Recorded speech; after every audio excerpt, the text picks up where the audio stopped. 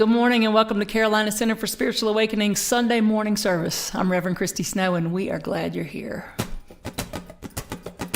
Show up and be love, be the smile you're dreaming of. We're here to give and receive love. Won't you show up and be love, be that heart you're dreaming of. We are here to be love.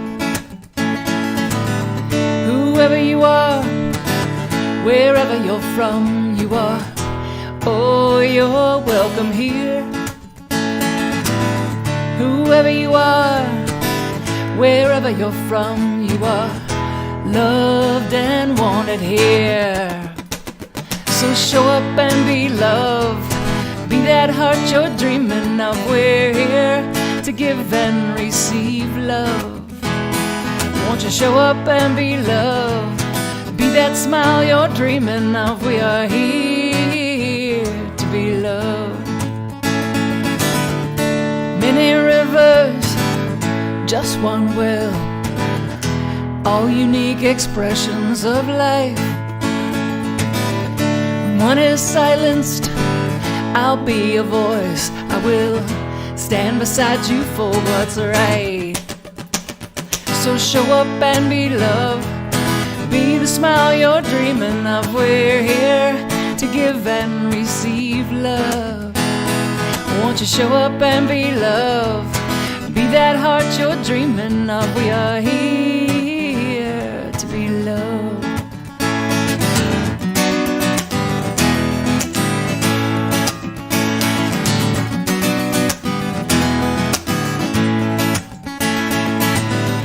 You gotta be it if you wanna see it, all that love you're craving in the world. We're the ones to make the difference. We're the ones that we've been waiting for. So show up and be love, be the smile you're dreaming of. We're here to give and receive love. Won't you show up and be love, be that heart you're dreaming of. We are here to be loved. Yeah, we are here to be loved. We are here to be loved. All right. Turn to someone and say good morning, virtually, of course, through the comments, and let someone know that you see the light and the love in them.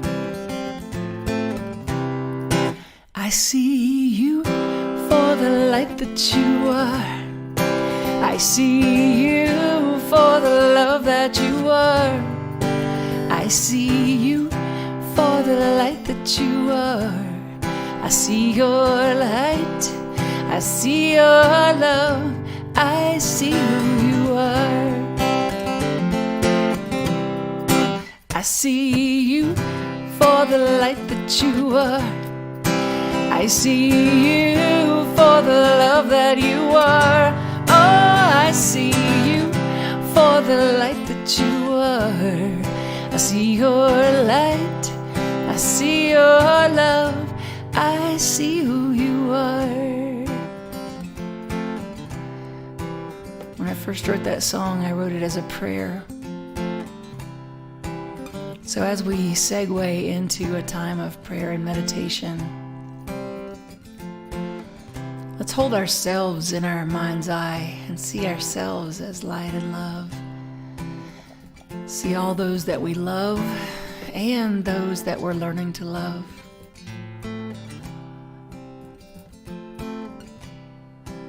I see you for the light that you are.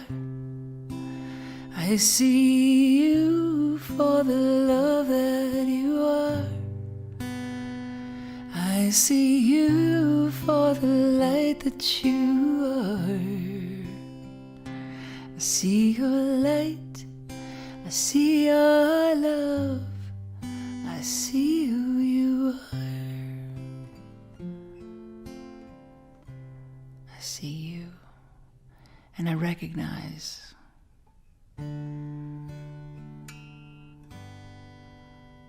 I recognize that I am consciousness. I recognize it in myself. I recognize it in you. And so I just breathe into the truth that there is one power and one presence. And that this power and this presence, the I am, that I am,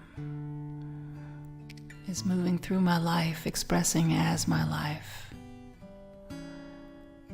It goes out before me and paves the way for me. I am God meeting God in the street, in the bathroom mirror. I claim this and I live this. Love meeting love. My beliefs meeting my experience. God meeting God. I am that. I am. And I just rest in this awareness this morning. I rest in this awareness of one power, one presence, one infinite indwelling spirit,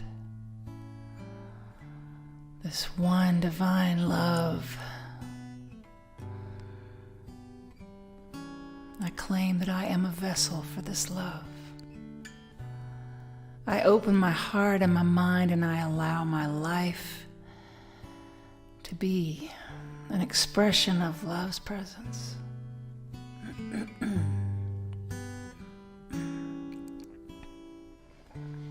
I allow myself to be love's ambassador, love running out to meet love,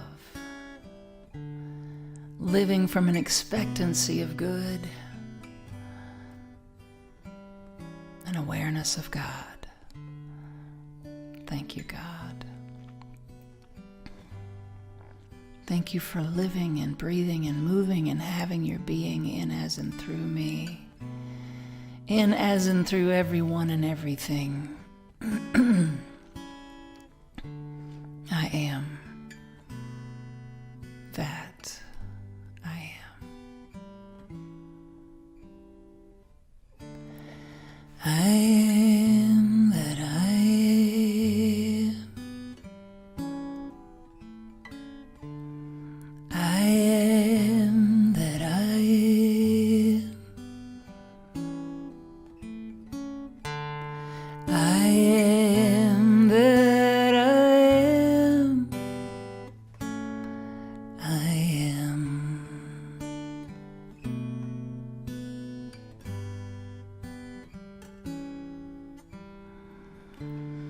I am that I am. I am that I am.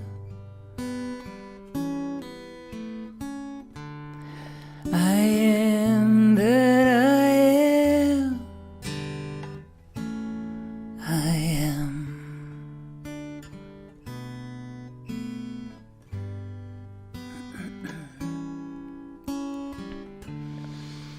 I am that I am. I am that I am.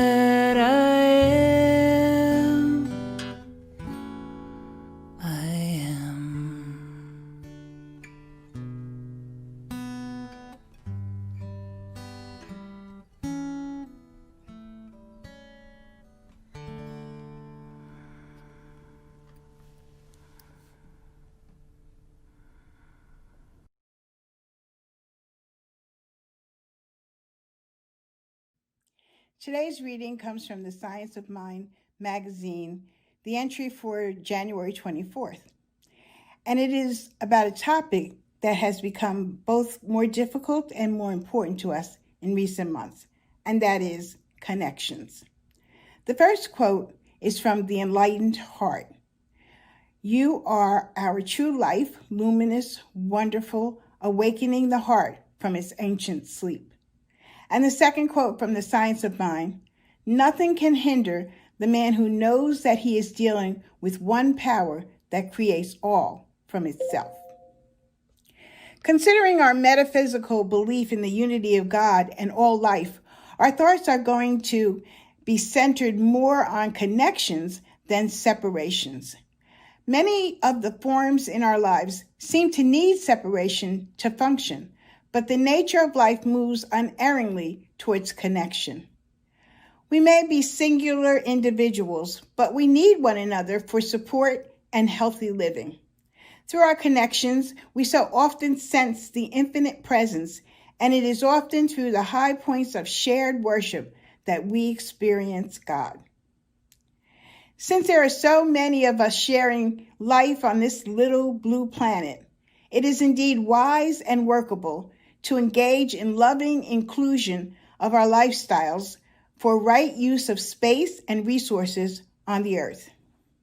If we choose to think of ourselves as connected beings living in shared well-being rather than separate entities always in competition for scarce resources, we will continuously discover the means for enoughness for all.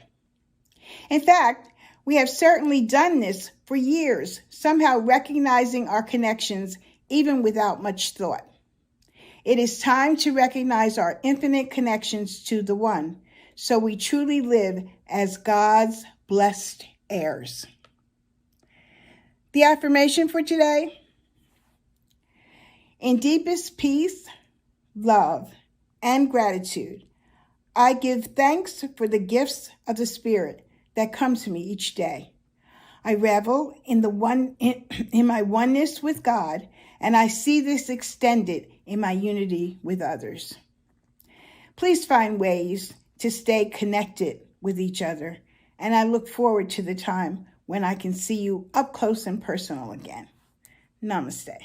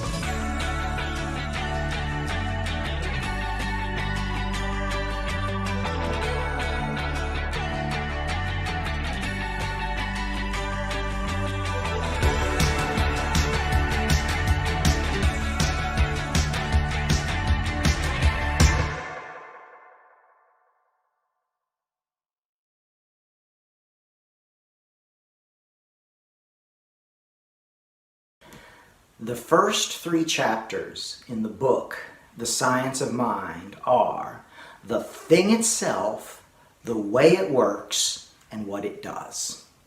The thing itself is that spiritual source of all that is.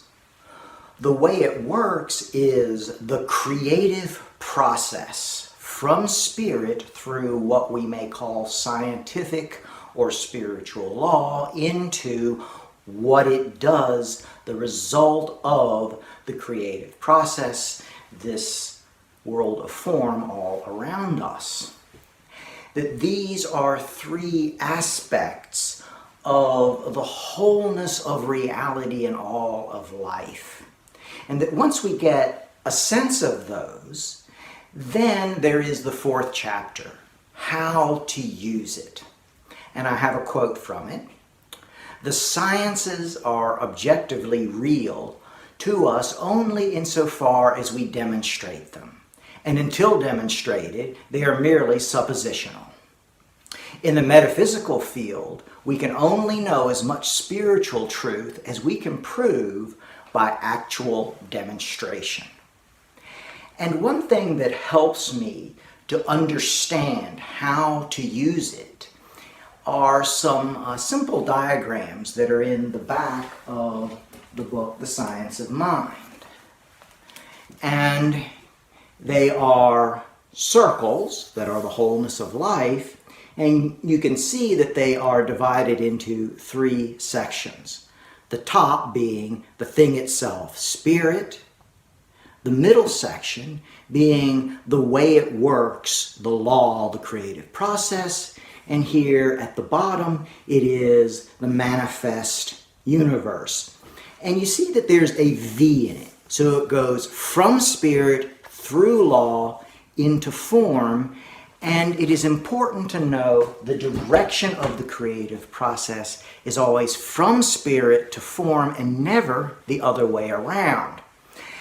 And anytime I am facing a difficult challenge, I may ask myself, is my circle V upside down? And invariably it is.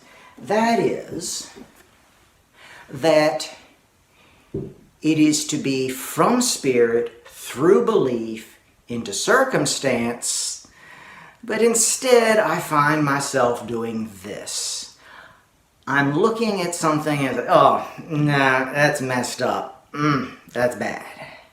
Therefore, I limit my beliefs toward looking at the problem and feel frustrated, afraid, and so on, and therefore I am inadequate and unsuccessful. Fortunately, I know something about how to use it, which is to turn my circle V right side up. And then I can say, I know that there is one infinite spiritual presence that is all life, intelligence, energy, creativity. It expresses its perfection into all that is, including me. I am made out of this spiritual energy. And I awaken to a greater idea of myself and the wholeness of reality and all of life, and to a greater idea of that which I desire. And as I do, I know gratefully, with a deep confidence, that it expresses into my experience. I am so happy to know this, that I release my word, and so it is.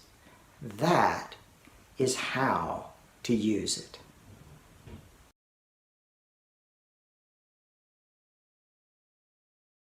Thank you, Reverend Ned, for another wonderful Back to the Basics lesson. I've really enjoyed those this month. I'm really enjoying them. I've asked Ned to do one more next week, so thank you so much for that. And Rita, so good to see you this morning talking about connections and sharing a reading with us, so thank you very much. We are doing something in the classes that I'm inviting all of you to join us in. When we first started our center, the very first month, one of the first things we did as a community is we embarked on the Complaint-Free Challenge. And the Complaint-Free Challenge is you do your best to go 21 days without complaining. And we had to start over a lot in the first few weeks of class, but I feel good this week. I feel solid. I think people I think we're dedicated. But anyway, we invite you to join us in this 21 days consecutive. Sometimes that takes 6 months. Sometimes Rita did it in 21 days when we first did it. So there's no judgment there about how long it takes you to do it. So the thing is, you go 21 days consecutively. So that means if you do so great for 20 days, but on day 20 in the eve of day 20, you start going on a complaint rampage, then you have to start over. So we were doing this and in that first year, and something happened, and I just let out one of these, oh, for the love of all that's holy and perfect and true and good, I just say thank you for being present in my life. I switched it, what was going to be a major complaint, into a gratitude. I just flipped it mid-sentence into a gratitude, which is a tool that you can use. So anyway, I'll talk more about that later, but that's how this song came to be. The song is called All That's Holy, and I realized, that's what we want to stand for. We want to reflect the beauty of the holy, the beauty of the holiness.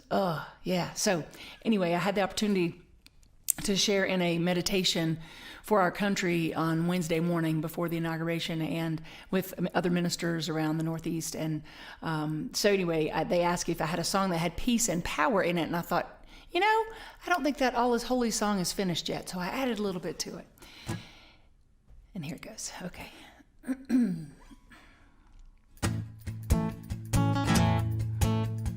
Peace is powerful, real power is peaceful, and faith really can move mountains.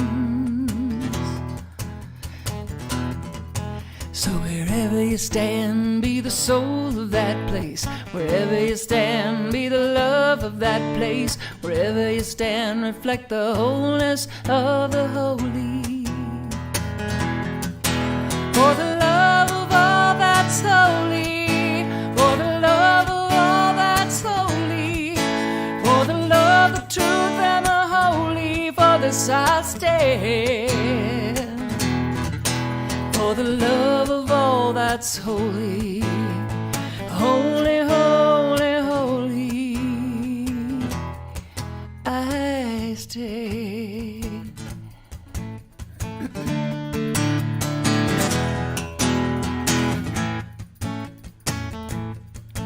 Let the beauty of love be what you show. Let the power of love shine through. Bring your whole self to life, and life rushes to meet you. To thine own self be true. For the love of all that's holy, for the love of all that's holy, for the love, the truth, and the holy, for this I stand. For the love of all that's holy, holy, holy, holy. For the love of all that's holy, holy, holy, holy, I stand.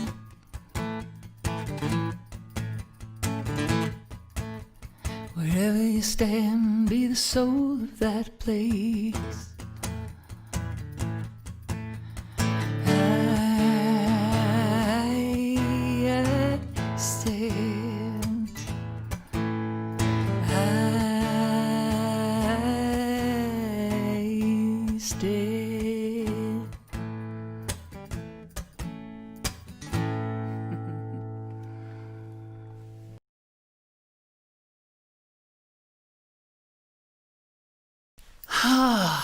Okay, so for the love of all that's holy, for the love, the truth, and the holy, for this I stand. I'm here to reflect the wholeness. Yes, yes, yes to that. So I was trying to think of an image to put with the Facebook event that went with reflecting the wholeness, and I put into the search engine, reflection in the mirror, and it pulls up this cat just like chilling and leisurely looking at itself in the mirror like, what's up? This cat's just like full of itself, right? Looking in the mirror. And I thought, that's perfect. It's adorable and it's perfect. And then after the fact, I realized really how perfect. I don't know if you're a cat person or not, but I used to be only a dog person. I didn't understand cats. And then this little calico came into my life in 2006 and has forever changed my world. And I love my little angel, Aquila. I love my other cat too, but Aquila has been with me a long time and has taught me a lot of things. And I see how we would do well to, I'm cracking myself up in my head here. Can you tell I'm smiling already? Well, we really would do well to follow her lead and other cats. Because let's think about it. If we're going to reflect the wholeness that we are, the wholeness of the holy, then we got to realize that we're worthy, right? It's about having deservability. This cat expects to be doted on 24/7. Like, she believes that you have entered the room just for her, and she will look up and let you know if you are welcome to approach, if it's time or not, or if she feels you should move on, peasant. And so she has this air of just, cats do, just have this air of worthiness and deservability that we could all use in our own lives, embodying in our own lives. They can't fathom not having their needs met. Like, it's just not, she looks at me sometimes like, do you think I'm a dog? I mean, I'm not going to wait. I need this now. I need what I need. Can't fathom that they won't have their needs met. And also, they think that it's normal for you. This is my thinking of what they're thinking, but I really do think that cats, especially this little calico of mine, thinks that it's completely normal for you to drop everything at any time to take care of their needs, desires, and wants. Now, I'm not saying that we need to be like spoiled little brats with the divine, but having this level of deservability and worthiness and expectancy of good, as Ernest Holmes said, from the divine. Seriously, Akila will come into the room, cry at me, do her little meow cry, which is different than a regular cry. It's a come here cry, and then run down the hall, and then keep doing that until I follow her and lay down on the bed so that she can get her pets. Now, I realize that I have bought into this human training, and I have allowed myself to be trained. But here they are. And they also, here's another thing, cats, they embrace leisure and ease. Wouldn't we do well to embrace these little gifts that the feline world is showing us, to realize that we're worthy of being doted on by the universe, right? That we are worthy of having our needs met, of having our desires answered and met, having this embodiment of leisure and ease, this deservability. I think we could do that more easily if we really, really let the words that Rita shared from Dr. Ernest Holmes, really, really let those sink in, that nothing can hinder the one that knows they are dealing from one power that creates all from itself. Nothing can hinder the one that knows that they're dealing with one power that creates all from itself. Nothing can hinder the one that knows that they're dealing with one power that creates everything out of itself. Nothing can hinder us when we really get in alignment with that. Then the other quote I loved from this morning's reading was that we realize that we are blessed heirs. We are living as God's blessed heirs, not errors, but heirs to the kingdom, right? The kingdom of God within. Yeah, let's breathe that in. And then, of course, we had Reverend Ned this morning sharing more wisdom from the Science of Mind teaching. I loved his analogy of the upside-down circle V. Remember, again, the circle V represents spirit moving through creative process, moving through us, through our belief, and into form. And he talked about how if he's ever off base, it's because he's gotten that upside down. And so I always like the example of someone, when they get it upside down, is someone saying, I'm broke, here, let me prove it to you. I'll show you my checkbook. Right? Looking at the conditions to prove a limited God instead of looking at an unlimited God to prove that conditions are temporary and can be changed. That what we are experiencing is yesterday's belief. So stop waiting to see what shows up so we can see what we believe is possible, and start realizing that whatever is showing up is just yesterday's belief. So if we want tomorrow's experience to be different, we turn that diagram right side up, and we recognize the wholeness of the holy moving through our experience based on our beliefs and into form. Yeah, and he also quoted Ernest Holmes in saying, we can only know as much spiritual truth as we can prove by actual demonstration. I love that he was just like, Ernest Holmes was like, don't believe me, go prove this stuff in your own life. That's why I love teaching so much, because I get to watch people prove it in their own lives. It is awesome to see what can happen in just a couple of months of class, when people really put their focus on what they can accomplish individually and what we can accomplish collectively, instead of, I keep using the money one, for example, because that's a big one for people. Instead of pulling out the checkbook to say, look, I'm broke, I'll prove it to you, we learn to go into this place of flipping that diagram the other way around and believing and trusting in the allness and the abundance of the divine and saying, wait a second, money is energy and energy is everywhere abundantly. So the only lack is a congestion. So therefore, I remove any congestion within me that has inhibited the free flow of life through me. I am that I am. That I am consciousness pouring through us. Anything that has blocked that in any form that has shown up in our finances or our relationships or our world at large, it's our work to do on the inside. Excuse me.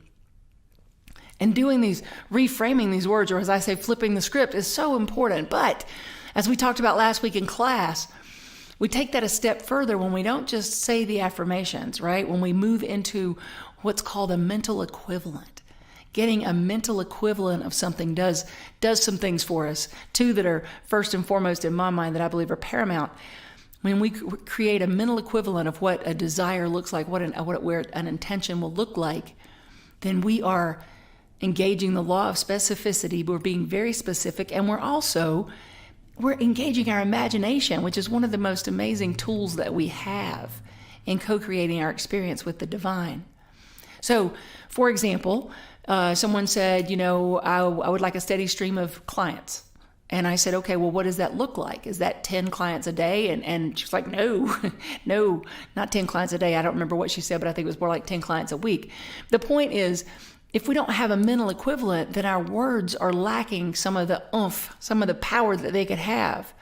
So a mental equivalent is going to be different to me than it is to you as to what prosperity looks like, as to what love looks like, as to what my purpose-driven life looks like. So it's different to each person. So it's important to get in touch with what is my mental equivalent so I can live from that, so I can engage that law of specificity, so I can engage my imagination, and I can stay fixed on that outcome.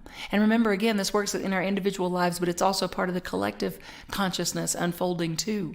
As we continue now in this new administration, we've got a new president in the White House. And now as we continue, right, we still have work to do. We still have lots of work to do. A lot of things have been exposed over the last 4 years. A lot of things have been brought out in the open. Top of that list is white supremacy and racial injustice, as well as plenty of other things. There's still lots and lots of things to do and lots of things dividing us as a country and as a world. So we still have work to do. And we can do that work with this spiritual work because it doesn't just apply to our individual lives. We take it out into the world. It matters and it changes how we interact with each other when we realize the importance of our own intentions and our own words. I remember when I first got into this teaching, all of a sudden I couldn't write a song. I was like, oh gosh. I had this new level of responsibility of what earworms I was putting into people's minds, right, with songs. And I couldn't write about, tear in my beer songs anymore because I didn't want to put that out there. So the same is true with our everyday lives, not just songwriting, but everyday lives. What are we putting out there, right? What are we putting out there? Are we reflecting the wholeness of the holy? Are we putting out there the love, the truth, and the holy? Are we putting out there the glory, the abundance, the love, and the goodness of God? Are we living from that and bringing that into our conversations, right? That's what's needed. That's what's needed. And another thing that we can do to supercharge this beautiful spiritual practice of the science of mind philosophy is use the tool of gratitude. Using that tool of gratitude, that'll help you with that complaint-free challenge that we're doing too, by the way, if you choose to join us. Moving into an intention to go 21 days without complaining. And if you catch yourself starting to complain, flip it to a gratitude, right? Like I said about my song, for the love of all that's holy. And I just switched it right in the middle of a rant, what was about to be a rant. So let's say you're moving through traffic and you are not happy about the congestion of traffic and you're about ready to go off. And where did you learn to drive? Instead of that, you catch yourself midstream and you go, where are you going today, brother and sister? I'm knowing that you are going to have a great day, whatever it takes, right? To catch yourself and move the energy. It sounds like a simple thing. It's not that simple and it's not always that easy, but it is that powerful. Because as we shift away from that knee-jerk reaction to life to complain about everything and move into instead gratitude. When we say thank you for something, we're saying thank you because somebody just gave us something, right? So when we say thank you for something, we are in the energy of having it. So when we force that, fake it till you make it kind of thing, force ourselves into being grateful for something in advance, we are owning the energy of it's already so. So instead of complaining about the boss, I can't believe that jerk, and he's probably going to pull me in today. Wow, I'm so grateful I have this job, and I'm so grateful that I have the opportunity to feed my family with this paycheck, or whatever the case may be, right?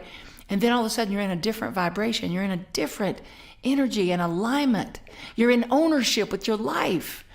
You're in ownership with your life. So important that we understand our ownership with life, whether it's our spiritual community, the neighborhood we live in, our country.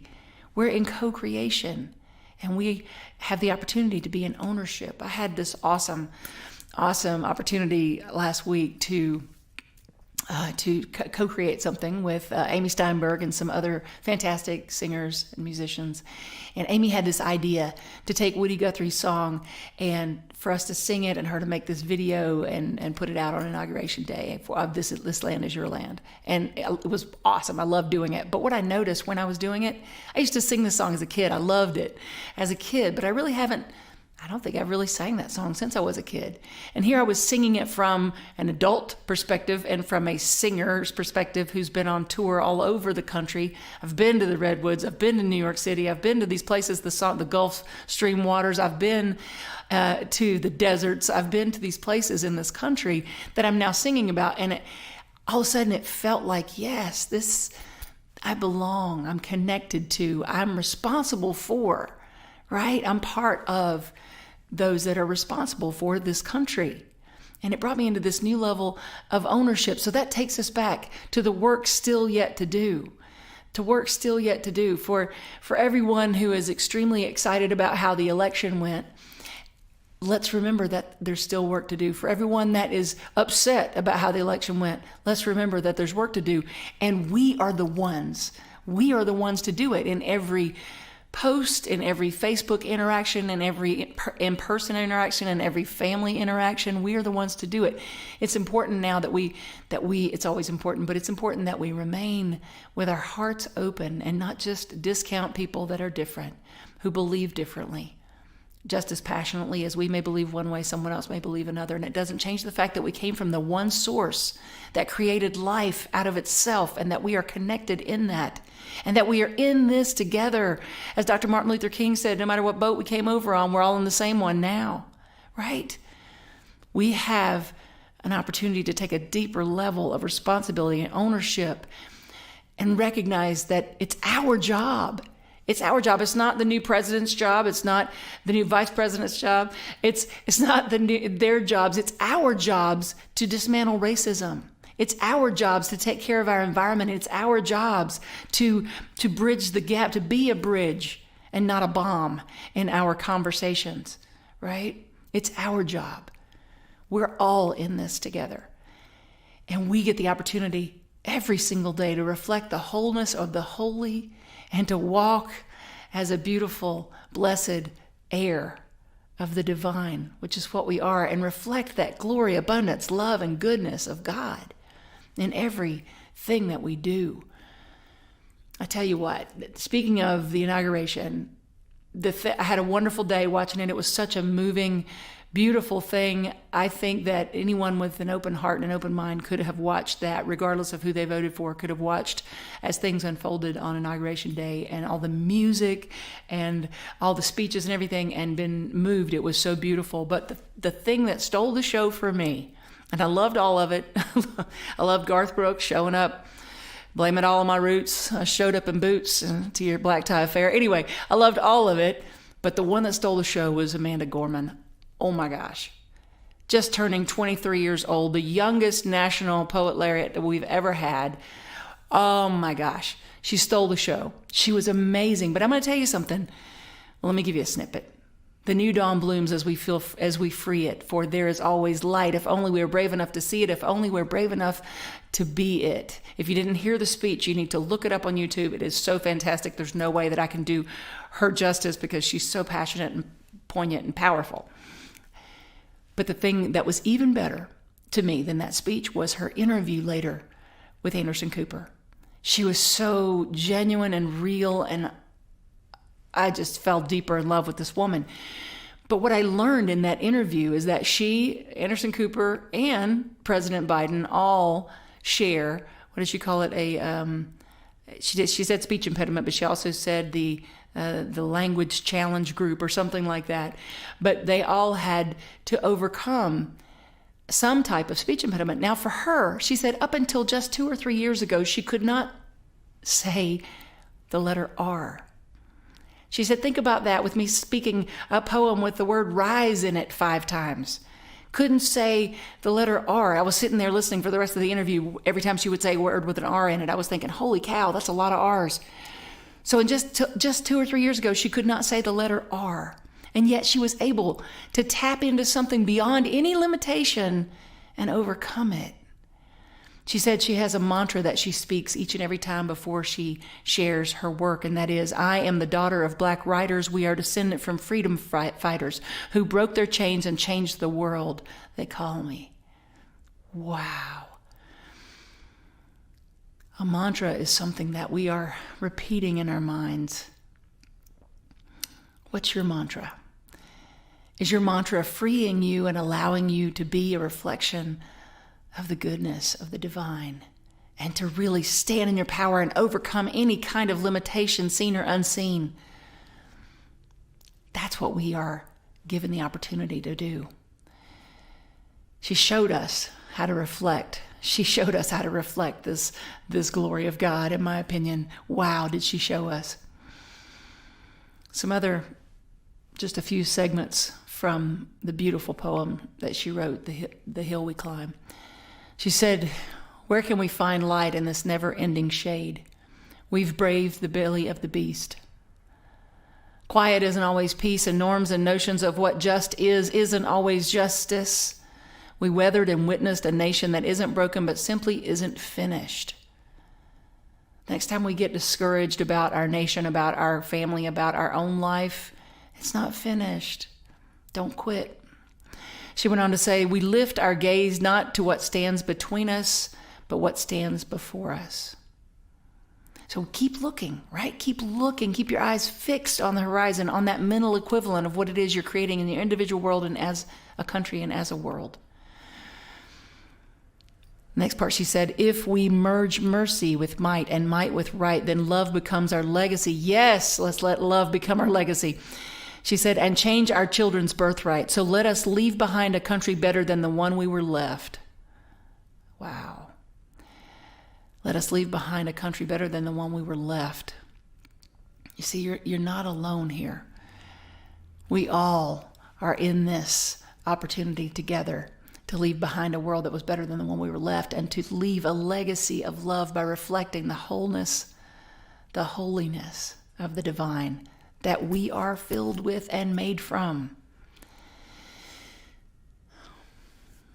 I was on an interfaith panel for Martin Luther King Week with some ministers from Wofford College and some other folks down there, some faculty. And the clergy, those of us who are clergy, were asked, specific questions about what do you feel like you're doing to further Dr. King's message? What do you feel like your congregation is doing, your city, or whatever?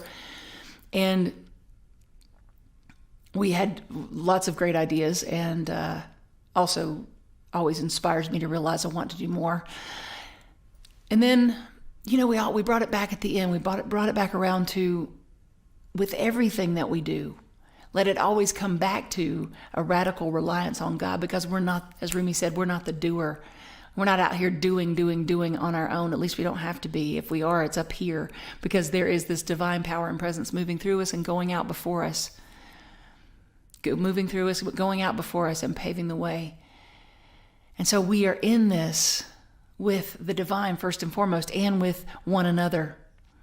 The new dawn blooms as we free it, for there is always light. If only we are brave enough to see it. If only we are brave enough to be it, to be that light, to be that reflection of wholeness, the glory, the abundance, the love, and the goodness of God.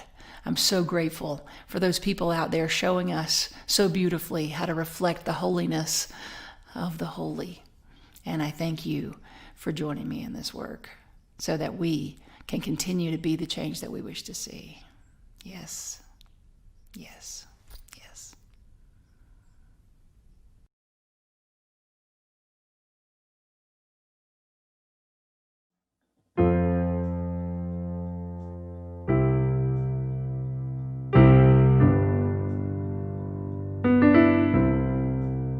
This land is your land, this land is my land.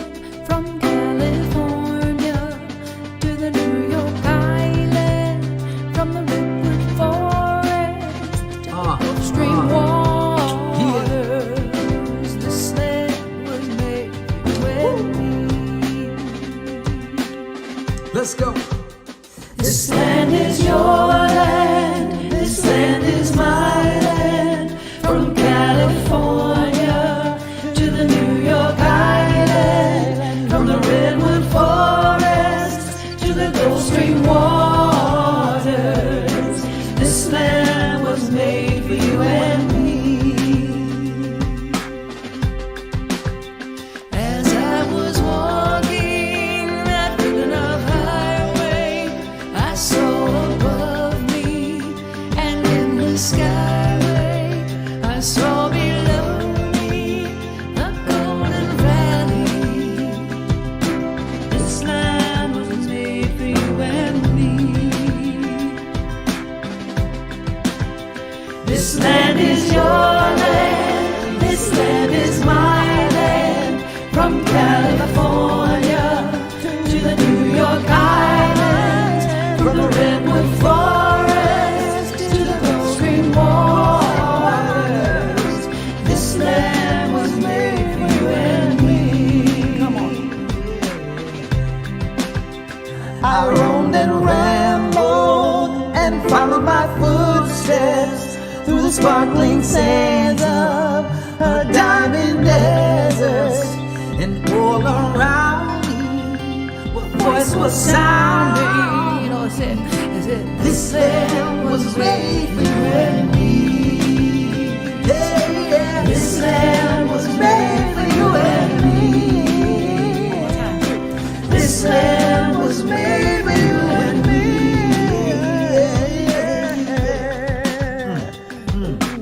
Me and you, you and me and you. This land, this land.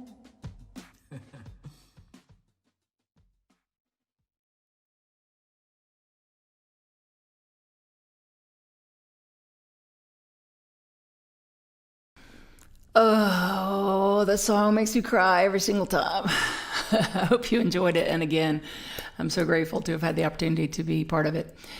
So kids, let's just a little recap for our kids from the message today. A couple of takeaways that hopefully you can take away. One is expect to be loved and to have your needs met and know that you deserve it. You deserve having everything that you need and desire in this life. And you definitely deserve that. You're worthy of that. And that you can do and be and have anything that you want to achieve and have and do in this world. And you're not alone in doing it. That with God, all things are possible, okay? So remember that you can do anything. You can be anything. We have a woman as a vice president. This is so cool. All the little girls out there going, hey, I could be vice president. I could be president. We have people out there showing us that just because you have a speech impediment, you can't say the words as well as someone else right now. That could mean that you're going to overcome that and be able to speak as well as Amanda Gorman, or it could mean that it's going to give you another gift that you don't even know yet. But everything works together for your good. So just know that, and know that we love you. We see you, first of all. We hear you. We appreciate you, and we love you just the way that you are. Please join me in our conscious giving affirmation. Divine love moving through me blesses and multiplies all that I have, all that I give, and all that I receive. Thank you, God, for the good in my life. And so for our offering song this morning, thanks to Miss Amy Steinberg, who put this together for us, we have a little something, a little surprise for you from our music team with the help of Amy Steinberg. let's get into that feeling of gratitude, shall we?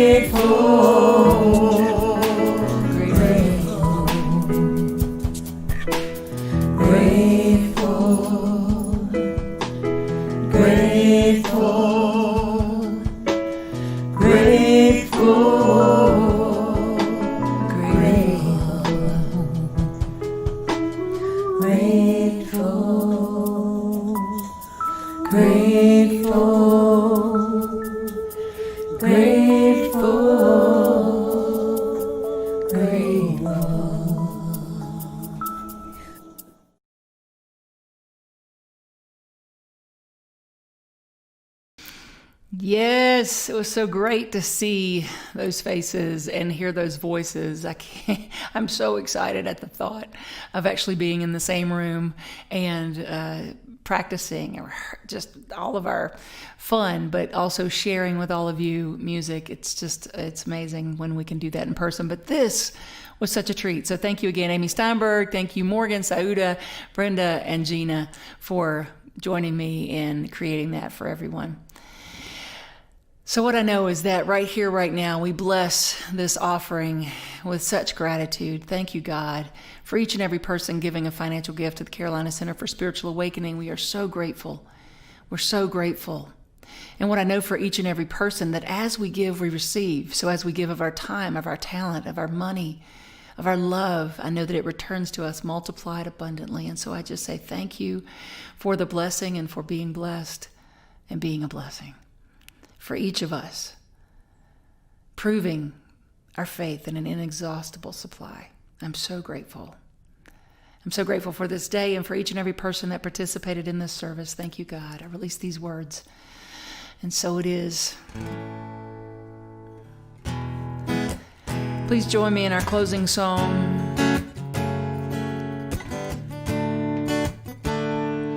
We let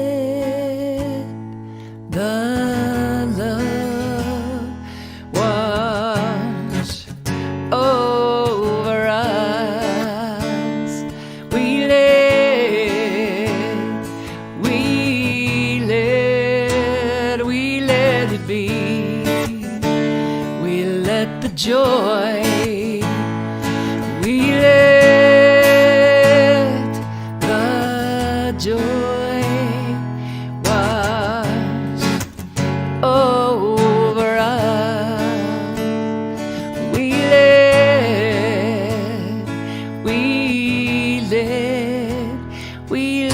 be. We let the peace, we let the peace wash over us. We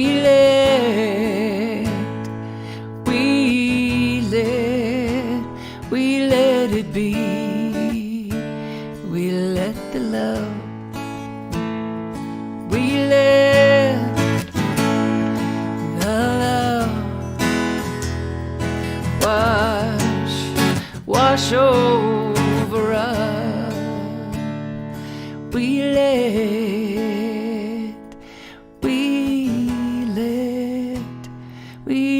it be. We love you, we bless you, and we thank you. Join me this week on Wednesday at noon for our midweek prayer lift on Facebook Live, and stay tuned for the announcements in case you missed it earlier. Have a great week, y'all.